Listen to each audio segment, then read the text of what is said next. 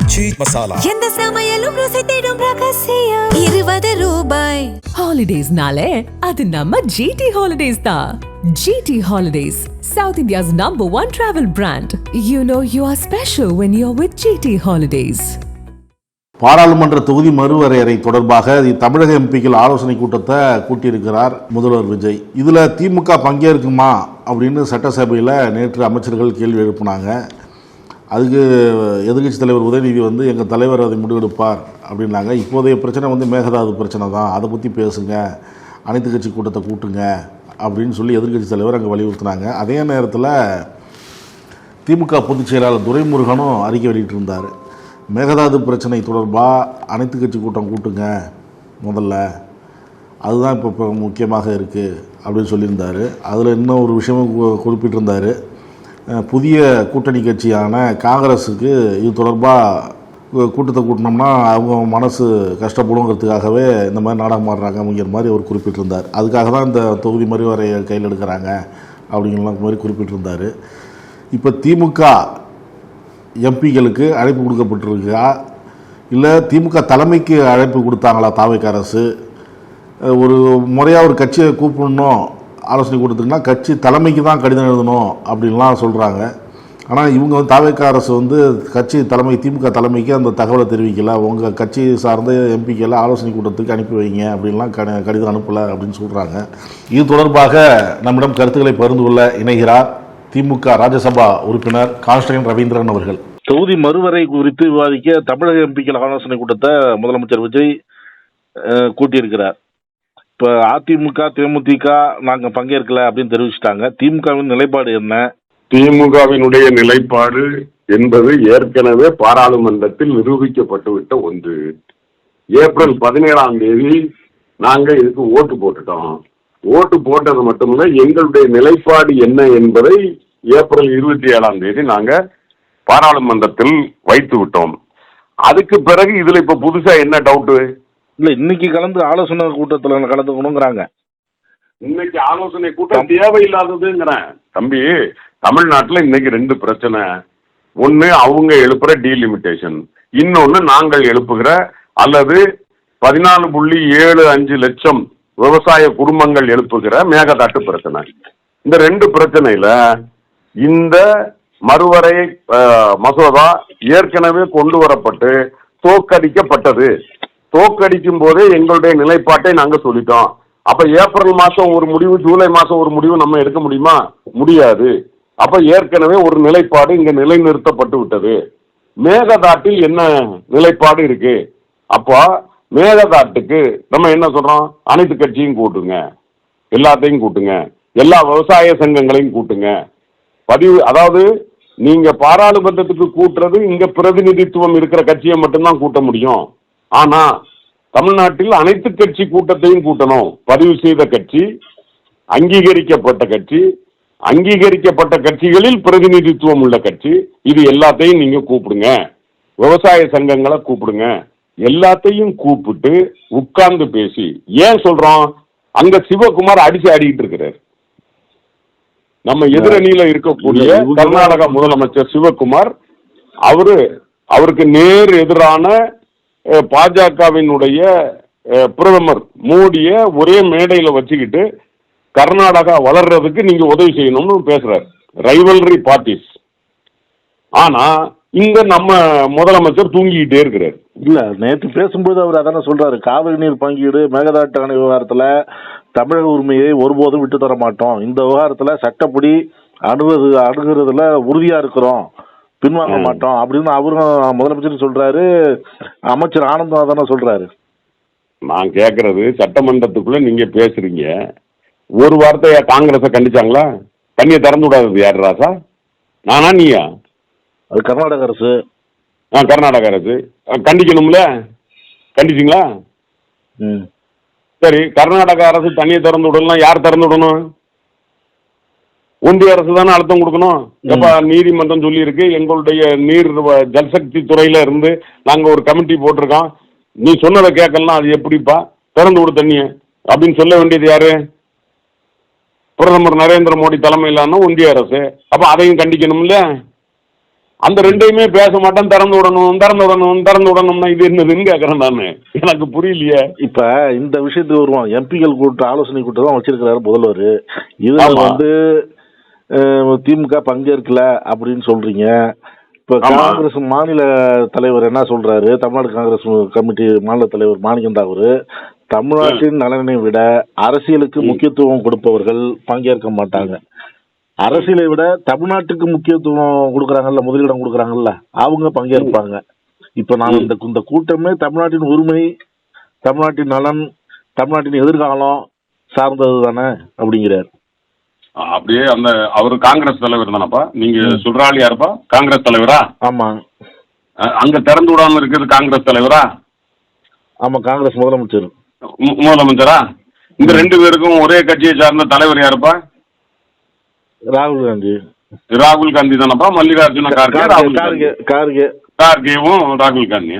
ஒரு வார்த்தை சிவகுமாரை கூப்பிட்டு, ஏப்பா அங்கேயும் நம்ம கூட்டணி ஆட்சி தான்பா இருக்கு.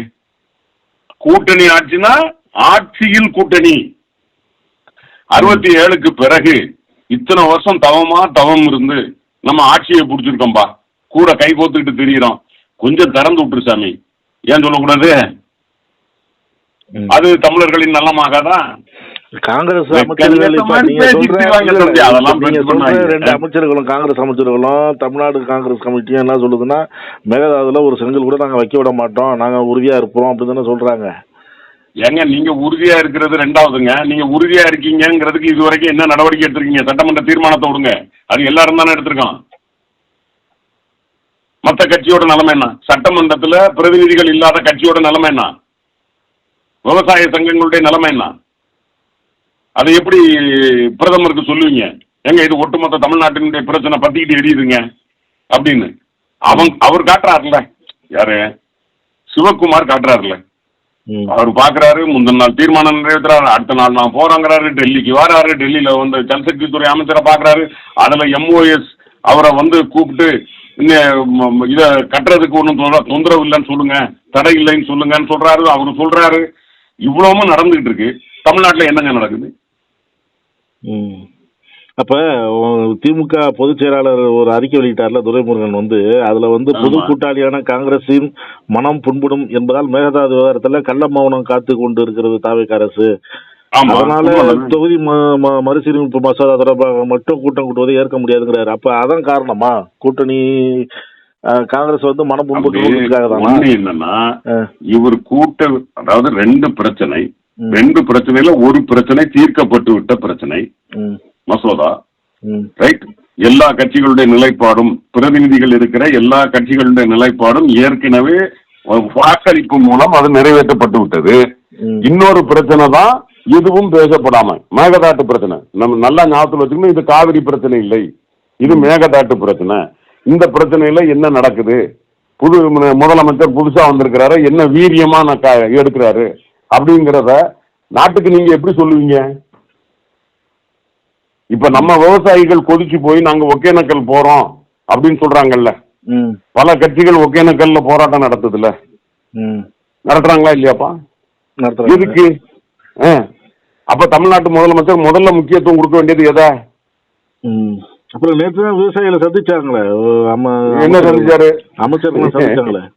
ஆமா, முதலமைச்சர் சந்திக்க மாட்டாரு, அமைச்சர்கள் சந்திச்சு அமைச்சர்களுக்கு நீங்க வேற, அவங்க அமைச்சர்கள் அவங்க தான் சொல்லிட்டு தெரியணும். ஒண்ணு என்னன்னா தம்பி, ஒரு உணர்வு பூர்வமான பிரச்சனை, ரைட்? இது ஒரு வாழ்வாதார பிரச்சனை. இதை வந்து எப்படி அணுகணும் என்ன அப்படிங்கிறத பாக்குறத விட்டு போட்டு அதுல இருந்து டைவர்ஷன் அடிக்கிறதுக்காக நீ ஒரு தீர்மானம் நிறைவேற்றுறாருன்னு வச்சுக்கோ தம்பி.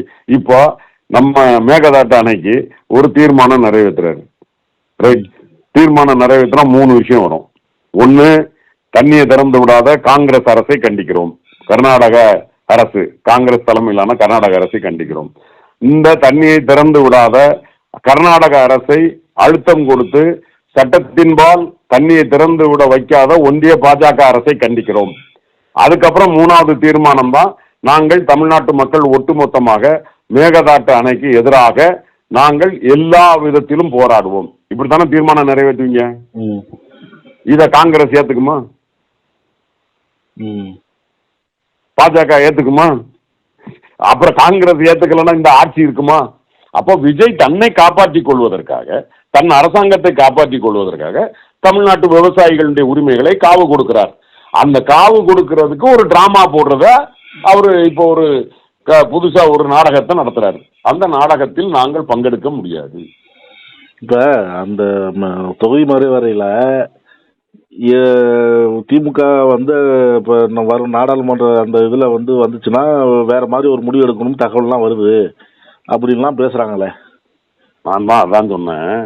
திமுகவோட நடவடிக்கையை திமுகவுடைய தலைவர், பொதுச் செயலாளர் அல்லது பாராளுமன்றத்தினுடைய திமுக தலைவர் இவங்க தானே சொல்லணும். தம்பி, என் வீட்டுல என்ன குழம்பு அப்படின்னு கேட்டா, ஏப்பா என் வீட்டுல நான் கருவாட்டு குழம்பு என்ன சாப்பிட்டு வந்தோம்பா அப்படின்னு நான் சொல்றேன். 4 வீடு தள்ளி இருக்கவன் ஒருத்தன், ஏங்க அவர் வீட்டுல சாம்பார் வாசம் வருதுன்னா நம்ம என்ன சொல்லுவோம்? ஏண்டா வீட்டுல சாப்பிட்டவன் கருவாட்டு குழம்புங்களாம், இவன் ஒரு மட்டச்சாம்பிராணியா இருப்பான் போல இருக்க, சாம்பார் வாசம் வருதுன்னு சொல்றான். சரியான சாம்பாரா இருப்பானோ சொல்லுவோமா இல்லையா? நாங்க சொல்றோம் எங்க கட்சி நிலைமைய. அப்புறம் அவனுக்கு சாம்பார் வாசம் வருதுன்னா அவன் மடச்சாம்பிராணியா இருப்பான். அதுக்கு நம்ம என்ன செய்ய முடியும்? அதுக்கெல்லாம் நம்ம விளக்கம் சொல்லிட்டு இருக்க முடியாது. தமிழக நலன் சார்ந்துதானே நம்ம ஆலோசிக்கிறோம். அதுக்கு தமிழக எம்பிகள் வந்தா என்ன, முதலமைச்சர் தானே கூப்பிடுறாரு, வேற யாரும் கூப்பிடலையே அப்படிங்கிறாங்களே. தம்பி, எங்களுக்கே நீங்க கடிதம் போட வேண்டிய அவசியமே கிடையாது. நீங்க நேரே தலைமைக்கு ஒரு போனை போட்டு, அண்ணன் எல்லாம் சார் நான் இந்த மாதிரி ஒரு கூட்டம் நடத்துறேன், நம்ம தமிழ்நாட்டினுடைய நிலைமையை நான் எடுத்து சொல்லணும்னு நினைக்கிறேன், நீங்க உங்க எம்பிக்கெல்லாம் அனுப்பி வைங்க, முடிஞ்சு போச்சு, வேலை முடிஞ்சது. திமுக ஒரு பாராளுமன்ற இன்னொன்னு சொல்லிடுறேன். பாராளுமன்ற உறுப்பினர் பாராளுமன்ற நடவடிக்கையில் அவருடைய தீர்மானத்தை, அவருடைய முடிவை அவர் எடுக்க முடியாது. ஏன்னா உச்ச நீதிமன்றமும் அரசியலமைப்பு சட்டமும் அதுதான் சொல்லுது. ஒரு பாராளுமன்ற உறுப்பினர் உள்ளுக்குள்ள எந்த மாதிரி நடக்கணும் என்பதை அந்த பாராளுமன்ற கட்சியினுடைய கொறடா தான் சொல்ல முடியும். அப்போ அந்த கொறடா அவரு முடிவு எடுத்துடலாமா? முடியாது. அந்த எந்த கட்சியால் தேர்ந்தெடுக்கப்பட்டிருக்கிறாரோ அந்த கட்சியினுடைய தலைவரோ அல்லது தலைமை அதிகாரம் படைத்தவர் எவரோ அவர்கிட்ட அனுமதி வாங்கிட்டு தான் அவரும் முடிவு எடுக்க முடியும். இது ஒரு சாதாரண நடைமுறை வழக்கம். இன்னும் சொல்ல போனால் எழுதப்படாத ஒழுக்கம். அப்ப நீங்க ஒரு சட்டம், ஒரு நாடாளுமன்ற உறுப்பினர் நான் நேரடியா பார்க்கணும் கேட்கறது ஒழுங்கினமா இல்லையா? அதைத்தான் நம்ம சொல்றோம். இது நாடகம், அவருக்கு தெரியும். நம்ம போய் இவங்களை கூப்பிட்டா, மெம்பரை கூப்பிட்டா வரமாட்டாங்க, அப்ப திமுக வரலன்னு சொல்லி போட்டுடலாம். அப்படி ஒரு டைவர்ஷன். பாத்தீங்களா, திமுகவுக்கு இங்க மக்கள் மேல அக்கறை இல்ல. மக்கள் மேல அக்கறை இல்லாமலா 75 வருஷம் அரசியல்ல இருக்கிறான். நீங்க சொன்ன மாதிரி தமிழக எம்பிக்கள் நல்ல ஒரு ஆலோசனை கூட்டம் வச்சிருக்கிறோம், அதுல திமுக எம்பிக்கள் பங்கேற்கல அப்படின்னு சொல்லி அவங்க பரப்புரை எதிர்கொள்வாங்களே, அதை எப்படி எதிர்கொள்வீங்க? அந்த பரப்புரையெல்லாம் பூமராங்கா மாறிடும். எப்போ டீலிமிட்டேஷன் பில்லு வந்தா அப்புறம் எல்லாரும் சேர்ந்து அடிப்பான். அவங்க கட்சிக்காரனும் சேர்ந்து அடிப்பான். என்ன பாரியா, நீ நீ நீ இந்த மாதிரி சோசியல் மீடியா வச்சே பொழப்பு நடத்தலாம்னு நினைச்ச, இங்க பாரு திமுக காரங்க மூஞ்சில கரிய பூசிட்டாங்க, அசிங்கமா இருக்குன்னு திரும்ப அவங்க கட்சிக்காரனே சோசியல் மீடியாவில் பரப்புவாங்க. அதான் நடக்கும்.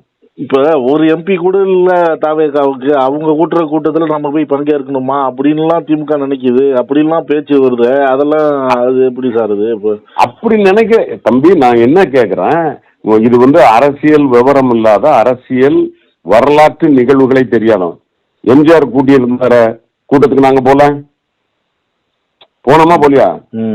எங்களை இத்தனை பேருக்கும் 22 பேர் நாங்க இருந்தோம். 10 பேரை பிஹெச் பண்ணி சஸ்பெண்ட் பண்ணிட்டாரு.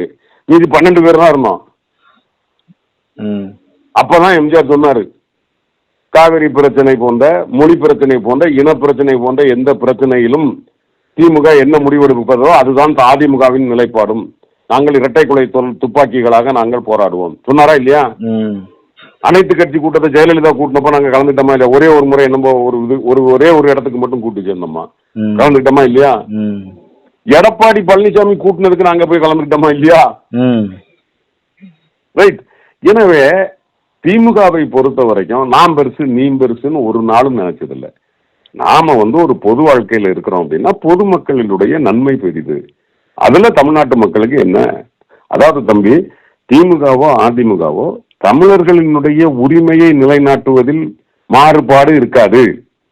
ஆனா நடக்கிற விதம் இருக்குல்ல, ஸ்டைல் ஆஃப் ஃபங்க்ஷனிங் சொல்லுவோம் இல்லையா. இப்ப எப்படி விஜய் ஒரு மாதிரி நடிப்பாரு, அஜித் ஒரு மாதிரி நடிப்பாரு, தம்பி சூர்யா ஒரு மாதிரி நடிப்பாரு, அந்த மாதிரி அதாவது எடுக்க வேண்டிய நடவடிக்கைகளில் அவரவருக்கான ஒரு இது இருக்கலாமே ஒழிய, பார்வை இருக்கலாமே ஒழிய, தமிழர்களின் உரிமையை காப்பது என்பதில் மாற்று கருத்து இருக்காது. ஓகே, அதனால நாங்க அப்படி நினைக்கிறது இல்ல. அவர் என்னவா இருந்தாலும் அவர் எங்களுக்கும் முதலமைச்சர் அவர் தானே. இப்ப என்கிட்ட டெல்லியில இருக்கேன், உங்க முதலமைச்சர் யாருன்னு கேட்டா நான் ரேகானா சொல்ல முடியும், நான் விஜய் தானே சொல்ல முடியும். திமுக பங்கேற்காது, உறுதியா பங்கேற்காது. ஏனென்றால் முதலமைச்சர் அதை உணர்வுகளான கூட்டமாக இல்லாமல் திசை திருப்பும் நாடகமாக நடத்துவதால் அதில் நடிப்பதற்கு எங்களுக்கு விருப்பம் இல்லை. ஓகே சார், நன்றி சார். நன்றி நன்றி. நக்கீரன் டிவிக்கு சப்ஸ்கிரைப் செய்யுங்கள். உங்கள் ஆதரவே எங்கள் பலம். ஆசிரியர்களுக்கு நண்பனாகவும் மாணவர்களுக்கு ஆசானாகவும் திகழும் தேர்வு வழிகாட்டி. ஒவ்வொரு பாடத்திற்கும் அனுபவமிக்க ஆசிரியர்களின் துல்லியமான தெளிவான விடைகள். CNC இருக்கு, தேர்வு பயம் எதற்கு? இது தீரன் பப்ளிஷிங் ஹவுஸ் விற்பனை வெளியீடு.